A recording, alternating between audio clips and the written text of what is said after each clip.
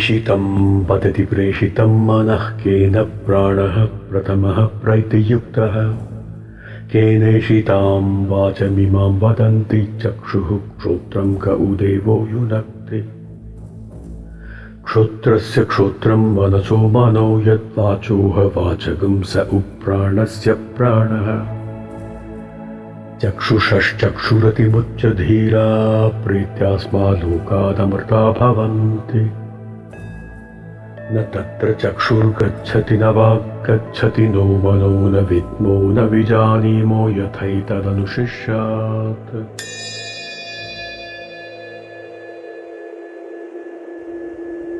Namaste. The Upanishads, including the Kenopanishad or Kena Upanishad, explore profound inquiries into the nature of existence and the ultimate reality, Brahman. They guide seekers on a spiritual journey towards attaining the supreme consciousness of Brahman, or that transcendental reality that is beyond human comprehension. The Upanishads are fundamentally question and answer sessions between seekers and their teachers that aim to transcend the limitations of the mind, senses, and speech, and to delve into the deeper truths of existence. The Kena Upanishad is a part of the 9th chapter of the Talavakara Brahmana, which is found in the Samaveda.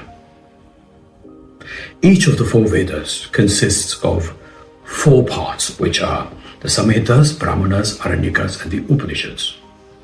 The Samhitas and the Brahmanas come under the Karma Kanda of the Vedas, while the Aranyakas and the Upanishads fall under the Jnana Kanda of the Vedas. The Kena Upanishad or Kena Upanishad is named so because it begins with the Sanskrit word Kena, which means by what or where from. The Upanishads guide a seeker on the path of seeking knowledge towards understanding of Brahman that surpasses human language and mental constructs. They reveal the existence of that transcendental reality which is beyond direct definition or knowledge. Human speech is a limited expression of that which is known as the all-pervading Brahman, which the Kena Upanishad depicts as the mind of the mind, the sight of sight, the hearing of hearing, and the speech of speech. The Mandukya Upanishad, for example, analyzes the 4 states of consciousness of comparing them to the 4 legs of the Aum mantra, which are A, U, and the silence that follows it. The 4 legs are the waking state, the dreaming state, the deep sleep state, and the underlying state of Turiya, or the 4th, or that which always exists, no matter the state of consciousness. The Upanishads extensively employ allegory and symbolism to convey profound wisdom. Taking them literally can lead to the emergence of various sects and division within society. Therefore, a careful study of the Upanishads is necessary to internalize the supreme knowledge of Vedanta, which represents the highest stage of intellectual and spiritual evolution. Through this knowledge, one can transcend delusion and ignorance, attaining Atma-jnana, or the knowledge, or the ultimate knowledge of the self. In the Kena Upanishad, Agni and Vayu symbolize the senses, while Indra represents the Jivatma, known as the individual soul, which in fact is merely an illusion caused by avidya, or ignorance. Uma represents Buddhi, or the intellect. The story illustrates the truth that Brahman cannot be realized through the senses alone, but requires the intellect and the realization that goes beyond them.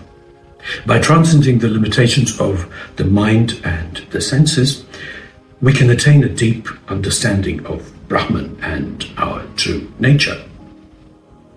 I now begin my chapter-wise interpretation of the 4 chapters of the Kena Upanishad, after which you may visit the link I have given and read the Kena Upanishad in English and in a few other languages. Let's now move on to the 4 chapters of the Kena Upanishad.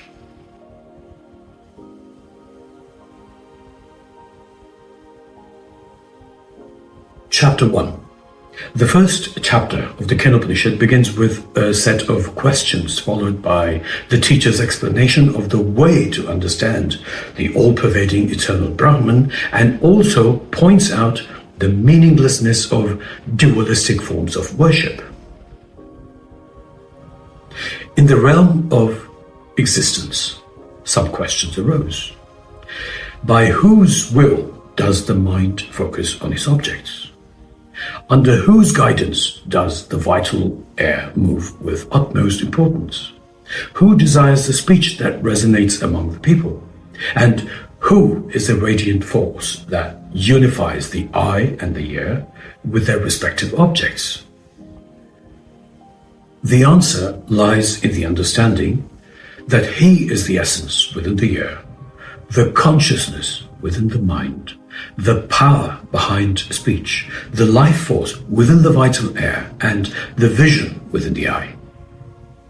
The wise, transcending their identification with the senses and renouncing worldly attachments, attain immortality. Yet this profound reality remains beyond the grasp of the eye, speech, and mind. It eludes our comprehension, and we are unable to instruct others about it. It stands separate from what is known and distinct from what is unknown. These teachings have been passed down through generations by the ancient sages who illuminated its essence. That which cannot be expressed through words, yet enables the expression of all words, is the eternal Brahman, and not this that is being worshipped. That which cannot be thought by the mind, yet gives rise to all mental activity, is the Supreme Brahman, and not this that is being worshipped. That which cannot be seen by the eye, yet allows for the functioning of the eye, is the sublime Brahman, and not this that is being worshipped. That which cannot be heard by the ear, yet enables the hearing capacity of the ear, is the divine Brahman, and not this that is being worshipped. That which cannot be smelled by the organ of smell, yet attracts sense organs towards its objects, is the transcendent Brahman, and not this that is being worshipped. Chapter 2. Chapter 2 delves into the nature of understanding Brahman. It begins by stating that those who believe they have a complete understanding of Brahman actually possess only a limited comprehension of its true essence. The knowledge of Brahman's shape and the forms of gods is inadequate. The chapter stresses the need for further exploration and research into understanding Brahman. The seeker expresses his own belief that he has gained familiarity with Brahman. The chapter continues by stating that the seeker does not claim to fully understand Brahman, nor does he consider it entirely unknown. He acknowledges his awareness and the lack thereof, highlighting that those who possess an awareness of Brahman recognize its existence. However, its awareness does not imply complete understanding or non-understanding of Brahman. Explaining the paradoxical nature of knowledge concerning Brahman, the teacher advises the disciple that claiming to fully know Brahman is a sign of limited understanding, as true comprehension of its form extends beyond human conditioning. The disciple humbly acknowledges not knowing Brahman completely, recognizing that those who grasp the meaning of neither do I not know, nor do I know truly understand Brahman. The chapter suggests that a true understanding of Brahman goes beyond conventional knowledge and transcends the boundaries of awareness. The chapter then explains that recognizing Brahman as the inner self within every state of consciousness leads to the realization of its existence in reality. This recognition is said to result in immortality and the acquisition of inner strength. Immortality is attainable through knowledge and understanding. Finally, the chapter concludes by stating that success is achieved when one realizes Brahman's presence within all beings. Failure to recognize this reality leads to ruin. The knowledgeable who comprehend Brahman's all-pervading nature and withdraw from worldly attachments achieve immortality. Chapter 3. It is well known that Brahman did indeed bring the gods victory, but the gods were ecstatic over that which was actually Brahman's victory. The gods Agni, Vayu, and Indra, representing the senses, encounter a mysterious yaksha, an awe-inspiring and enigmatic being they do not recognize. The gods, unaware of Yaksha's true identity, ask Agni, the god of fire, to discover who this mysterious being is. Agni, confident in his power, approaches the Yaksha and proudly declares himself as Agni, the Jataveda. The Yaksha then poses a question to Agni, asking about the source of his power. Agni proudly proclaims his ability to burn everything on earth. To test Agni's claim, the Yaksha places a blade of grass before Agni and challenges him to burn it. Despite his best efforts, Agni fails to ignite the grass, realizing his limitations and confessing his inability to understand the true nature of the Yaksha.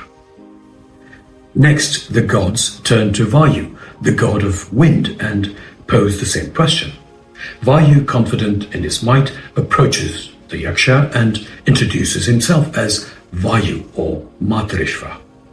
The Yaksha inquires about the extent of Vayu's power, and Vayu proudly asserts his ability to control everything on earth. To test his claim, the Yaksha places a blade of grass before Vayu and instructs him to lift it. However, just like Agni, Vayu also fails to accomplish the task, acknowledging his limitations and admitting his inability to comprehend the true nature of the Yaksha. Finally, the gods turn to Indra, the king of gods, who represents the Jivatma, and request him to discover the identity of the Yaksha. Indra bravely accepts the challenge and approaches the Yaksha. However, when Indra approaches the Yaksha vanishes, leaving behind an enchanting woman named Uma, adorned with gold. Indra asks her who the Yaksha was. Chapter 4.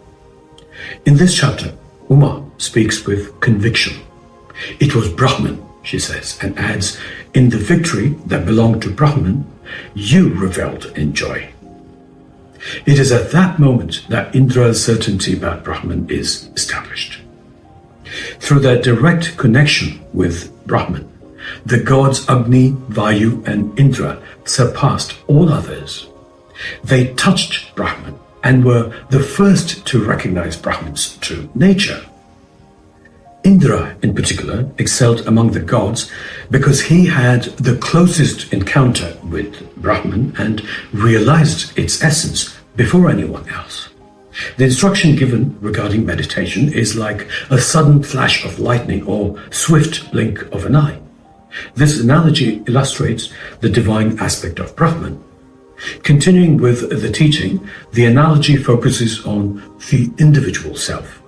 It is widely known that the mind can approach Brahman that it constantly remembers and upon which it contemplates. Brahman is known as Tadvana, the worshipful and adorable one for all beings. Please remember that it is not a separate object of worship, but the ultimate state of realization that a seeker strives to achieve. A disciple, eager for further wisdom, implored the revered teacher. "Speak to me about the Upanishad," he said. The teacher responded, I have imparted the Upanishad to you. It truly belongs to Brahman. In this knowledge, austerity, self-restraint, and action serve as the foundation. The Vedas encompass its various facets, while truth becomes its dwelling place. The Kena Upanishad ends with the conclusion that he who comprehends this knowledge, with their sins dissolved, becomes firmly established in the boundless, blissful, and supreme Brahman. I'd like to conclude this presentation with Shloka 246 of the Srimad Bhagavad Gita. Yavan arthodapani sarvataha samplapodake, tavan sarveshu vedeshu brahmana sivajanataha. For a man of self-realization, the purpose served by the Vedas is as much as what a small well does when it is flooded everywhere. The final goal of the Srimad Bhagavad Gita and all Upanishads is to aid seekers to attain self-realization, and that exactly is samadhi or moksha. May it be evident to earnest seekers, both those who seek God externally in temples, mountain peaks, caves, and the like, and those who identify themselves as followers of the Vedic Sanatana Dharma, unknowingly using names imposed by foreign invaders, that the pinnacle of intellectual and spiritual growth lies in understanding the non-dual self. This understanding entails recognizing and experiencing the singular omnipresent truth of existence, consciousness, and bliss that manifests itself in myriad forms within the realm of human perception. Thank you. Stay blessed. Jai Shri Krishna.